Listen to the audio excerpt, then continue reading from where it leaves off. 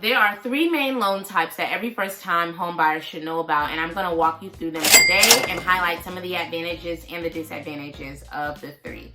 Number one is the FHA loan. So this is most commonly known because it is federally backed by the government, by the U.S. Department of Housing and Urban Development, HUD, and this is the most common one because it's most applicable to most Americans. A lot of us have, credit challenges, and we're actively working on our credit, but we also don't want to wait until it's perfect to actually buy our home. So what I like about the FHA loan, which is the loan I was considering the first time I was buying my home, was that you can, of course, put down as little as 3.5%, and your credit score can be as low as 580.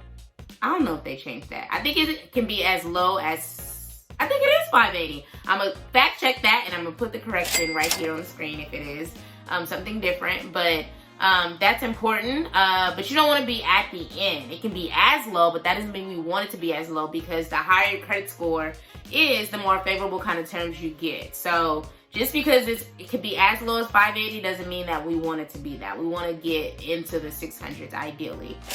But it is a program that is for the average American, which I definitely appreciate. It is federally backed, which means, there's more structure in place to actually support you as a home buyer. It also usually requires you to go to a first-time home buyer workshop, which is helpful in my opinion, because it gives you a deep dive into what the home buying life is like. But then there are some disadvantages. So some of the disadvantages is that there is a thing called private mortgage insurance. And this is something that is added to every loan that's below 20%, that has where you put down less than 20% as a down payment. So because this is an FHA loan and you can put down as little as 3.5, that means you're not at 20, and you're going to have to pay private mortgage insurance on top of your traditional mortgage. It's going to be rolled in. And though other loans do require this as well, the difference with FHA is that it's attached to your loan for life. So it's not something that can unfortunately be removed the way that it can with some of the other loan types that I'm going to discuss. So that's important to know.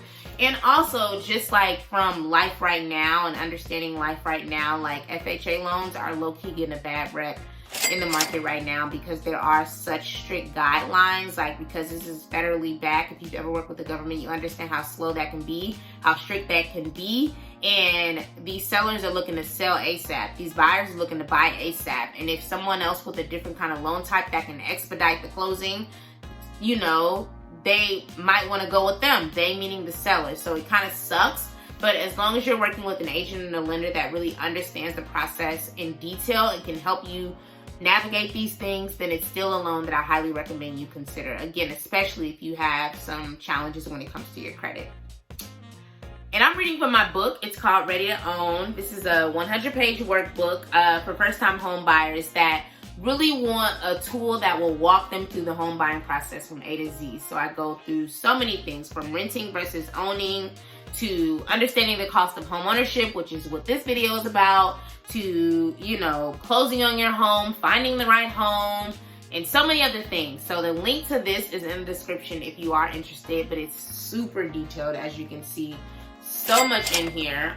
Very, very helpful. Moving on to the conventional loan, which is the loan that I actually have currently. So the conventional loan is not federally backed. It's provided by private lenders. That can be banks, that can be credit unions, things like that. And the pro to that is that, again, there's flexibility. They're writing their own guidelines. They don't have to adhere to any kind of federal standards, which makes the process of home buying move a little quicker. The challenges that you may face let's keep on with the advantages. So another advantage to the conventional loan is that there's a potential that you will not have private mortgage insurance. Now, I have private mortgage insurance because I put down the least amount, which is 3% as a down payment. But if you were to put down 20%, then you wouldn't have private mortgage insurance. Now, the difference with conventional versus FHA is that once I hit, I think 20% in equity, my private, which means that like I have 20,000 in equity in my homes, and the private mortgage insurance is now dismissed, and I wouldn't have to pay that anymore. That's not the case with the FHA loan. Like, it's going to be attached to the loan for the rest of the loan term. So some challenges that you may face when it comes to the conventional loan is that there are stricter financial guidelines. So the credit score, the minimum credit score for a conventional loan is 620. And again, you don't want to be as low as that. You want to make sure that you are higher so that, again, you can get more favorable rates and things like that. So that is, I think, the biggest disadvantage. Obviously, not having that federal backing can be a bad thing, but in my case, it was a good thing, especially when it comes to my job history, which was a little shaky, but my lender was still willing to work with me because everything else lined up and my job looked out for me. So that is the conventional loan. Lastly is the VA loan, which is personally my favorite. I wish I was a veteran or a spouse of a veteran to use it, but that loan is specifically, like I just stated, for veterans and members, family members of veterans. So it can be your spouse, I think it can be your child, things like that. So what I love about the VA loan is that, number one, it's backed by, again, another federal program or agency, which is the Department of Veteran Affairs, which is the VA, which is what most people call it. And again, it's exclusively for veterans and military family members. And some of the biggest advantages to it is that there is no PMI. Again, these other two loans, if you put down less than 20%, you have PMI, but with this, you don't have it. There's also no down payment. So the 3% that I talked about, 3.5% that's required for FHA is not required for VA loans. Like, they cover all of that for you, you know, so I think that's dope, you know. I can't relate. Also, some lenders don't even require a minimum credit score. Like, they'll be willing to work with you no matter where you stand, which I think is great. And again, all this stuff is in the book, y'all. I'm literally reading from it. So link in the description. Now, some of the disadvantages is that, again, you have to be a qualified service member. Just because you're a veteran or you're a service member doesn't mean that you automatically qualify for it. Like, you kind of have to be in good standing, which obviously makes sense. We're not about to be giving homes to people who aren't in good standing with the government. This is a government-backed loan, so that's important. And then the other thing is that there is a funding fee, and this is charged by the VA. This can be as costly as a down payment, but really it's at the discretion of each lender. So that's why it's important to kind of take your pre-approval and shop around. You don't want to always go with the first, you know, option, because different people offer different things. So those are the 3 loans. Just to kind of recap, because again, I have recaps right here. I'm giving y'all the judge.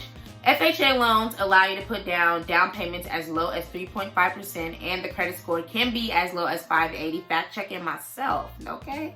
It does require a PMI for the life of the loan, unfortunately, which means that 0.5% is always going to be there.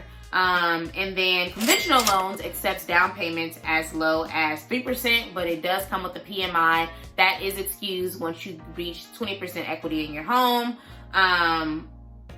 Yeah, and then also it's not required if you put down 20%, and then the minimum credit score for a conventional loan is 20%. I mean 620. Sorry, y'all, I'm getting confused. And then the VA loan is exclusively for veterans and service members and their families.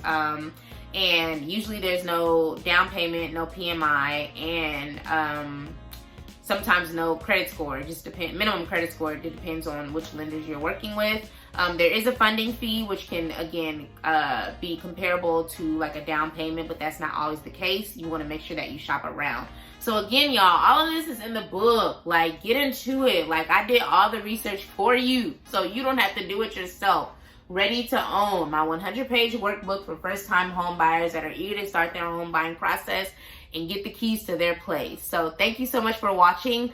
Please let me know if you have any questions below, and I will see you guys in the next video.